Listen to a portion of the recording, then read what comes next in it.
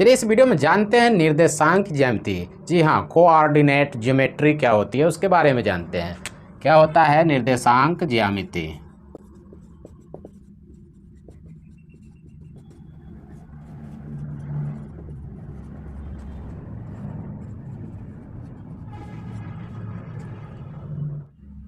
तो एक निर्देशांक ज्यामिति को कोऑर्डिनेट ज्योमेट्री इंग्लिश में बोला जाता है। इसमें होता क्या है, निर्देशांक, निर्देश प्लस अंक है, यानी कोई भी अंक जो है वह कहाँ पे निर्देशित हो रहा है उसके बारे में यहाँ पे चर्चा की गई है। यानी कि हम कैसे जानते हैं कि निर्देशांक यह है या नहीं, तो हम देखेंगे कि किसी भी कागज़ के तल पे ऐसे एक ऊर्ध्वाधर लाइन और एक क्षैतिज लाइन खींची जाती है। तो इसमें किसी भी कागज़ तल पे खींचेंगे तो इसमें 4 भाग बनते हैं। कितने भाग बन रहे हैं? 4 भाग। देख रहे हैं 1 2 3 4 भाग है। तो ये जो क्षैतिज लाइन होती है इसको एक्स एक्सिस बोला जाता है। क्या? एक्स एक्सिस, यानी कि एक्सिस को अक्ष कहा जाता है।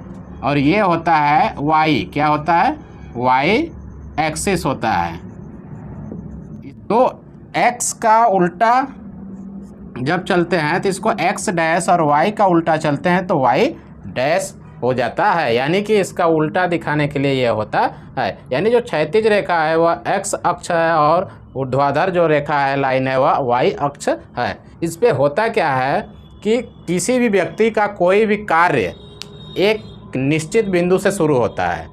जैसे कि हमें अपने घर से चलना होगा, तो चलना होगा का मतलब ये नहीं कि हम कितना चले हैं, यानी शुरुआत ही न करेंगे। क्या करेंगे? शुरुआत करेंगे। या हम अभी जहाँ पर हैं तो क्या कर सकते हैं कि या तो आगे जाए, या तो पीछे, या तो दाएं, या तो बाएं। 4 ऑप्शन हमारे पास है। लेकिन जहाँ खड़े हैं वहाँ से अगर कहीं जाएंगे तो काउंटिंग शुरू करेंगे। उसी तरीके से यह क्या होता है, यह पॉइंट जो होता है इसको मूल बिंदु कहा जाता है, जहाँ से इस ग्राफ, इस निर्देशांक ज्यामिति की शुरुआत होती है। इसको ओ से दर्शाया जाता है और इसका मूल बिंदु का कार्य मतलब कि उसका पॉइंट क्या होता है, 0 होता है। यह क्या हो गया? मूल बिंदु। क्या हो गया? मूल बिंदु। अब देखिए कि जब मूल बिंदु से हम कहीं भी, यानी कि एक्स अक्ष पे चले दाएं या बाएं, वाई अक्ष पे ऊपर या नीचे चलेंगे, तो जो हमारा रूलर होता है उस पे, रूलर पे क्या होता है, एक तरफ इंच बना होता है, एक तरफ सेंटीमीटर बना होता है। तो जो 1 सेंटीमीटर होता है वही लाइन इस पे दिखाई जाती है। यानी कि यहाँ से यहाँ 1 सेंटीमीटर हो गया तो यह 2 हो गया, या 3 हो गया, 4 हो गया, या 5 हो गया। इसको काउंट ऐसे करेंगे। उसी तरीके से ऊपर भी वही दूरी होगी। देखिए यहाँ हाथ से अंदाज से खींचने पर छोटा बड़ा हो सकता है। तो 1 2 3 4 5 6 7। यह मत कहिएगा कि यहाँ पे 5 तक गया, यहाँ पे 7 7 तक गया, ऐसा नहीं। यह तीर लगा है ना, यह जितना ज़रूरत है हमें उतना हम बढ़ा घटा सकते हैं। जिधर की लाइन बढ़ाना है उधर की लाइन बढ़ा सकते हैं। अब नीचे भी आएंगे तो यहाँ पे हो जाएगा 1 2 3 4 5 6 7। और यहाँ भी आएंगे तो 1 2 3 4 5 6 7। अब हमने तो ऐसे लिख दिया, लेकिन ध्यान देने वाली बात यह है कि अब कहा जाएगा 4। अब 4 कहाँ? 4 तो 4 जगह दिखाई दे रहे हैं, लेकिन कहा जाएगा एक्स अक्ष पे, तो एक्स अक्ष पे खोजेंगे तो 2 जगह दिखाई दे रहे हैं। और यदि वाई अक्ष पे कहा जाए तो वाई अक्ष पे क्या है? 2 जगह 4 दिखाई दे रहे हैं। इसको पहचानेंगे कैसे? देखिए इसमें यह क्या है, दाएं, ये बाएं, ये राइट है और ये लेफ्ट में है, और ये ऊपर है और ये नीचे है। ठीक है।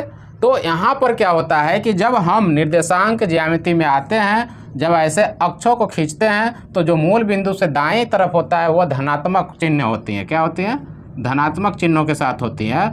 और जो बाएं तरफ होती है वह ऋणात्मक चिन्हों के साथ होती है। यानी इनके साथ क्या करते हैं, माइनस का चिन्ह लगा देते हैं, और इनके साथ प्लस का चिन्ह लगा देते हैं। अगर नहीं भी लगाएंगे तो प्लस ही माना जाता है। वैसे वास्तव में तो यहाँ लगाना चाहिए, लेकिन अभी हुआ ना कि नहीं भी लगाएंगे तो प्लस ही मानेंगे।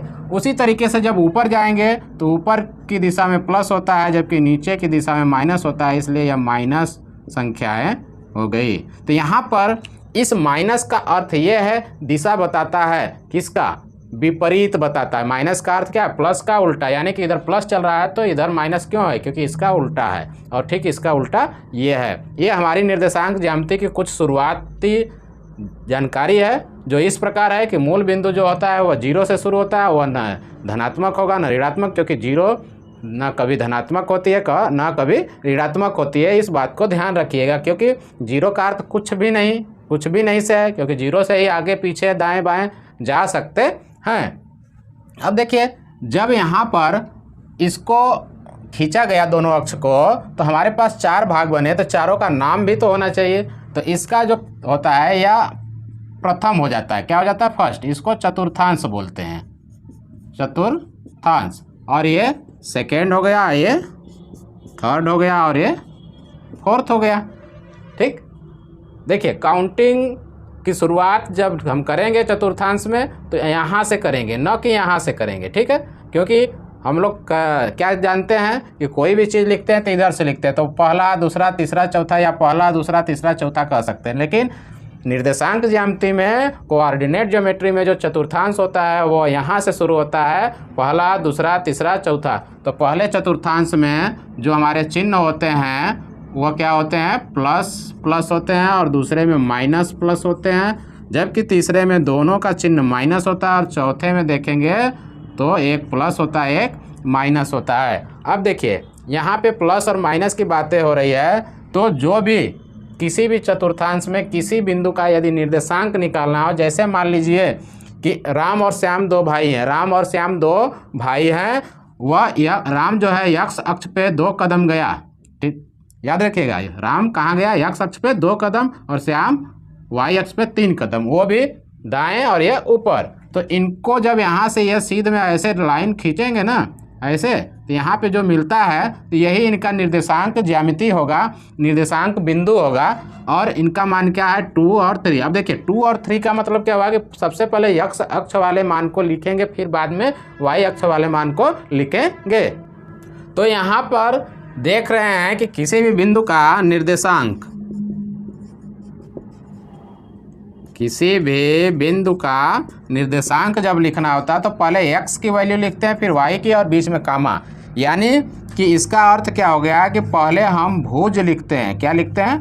भुज, और उसके बाद कोटि लिखते हैं। क्या लिखते हैं? कोटि। जो x अक्ष होता है वह भुज होता है, और y अक्ष होता है वह कोटि होता है। तो इनके मानों को हम ऐसे लिखते हैं। यानी कि जो अभी और राम और श्याम दोनों चले, यानी जिस जिस बिंदु पे चले हैं वहाँ से अगर मिलाया जाए, यानी कि अगर वह दोनों यहाँ पे खड़े हैं, या अब राम और श्याम को छोड़ो, इस बिंदु को लो, इस बिंदु को देखो, x अक्ष से कितनी दूर है? 3, और y अक्ष से कितनी दूर है? 2 है। यानी इसका निर्देशांक 2 और 3 है। यानी जो बिंदु दिया गया है उसका निर्देशांक क्या आया? 2 और 3 आया। यानी कि सबसे पहले हमें x लिखना है, फिर बाद में y लिखना है। उसी प्रकार से यहाँ पे चिन्ह को दिया गया है। देखिए इसमें माइनस क्यों लिखा गया? क्योंकि पहले x है, x का चिन्ह माइनस है, और y का प्लस है, तो बाद में प्लस है। यहाँ पे दोनों का माइनस है, इसलिए माइनस है। यहाँ पे देखिए x का प्लस है, y का माइनस, y का बाद में लिखा गया है ना।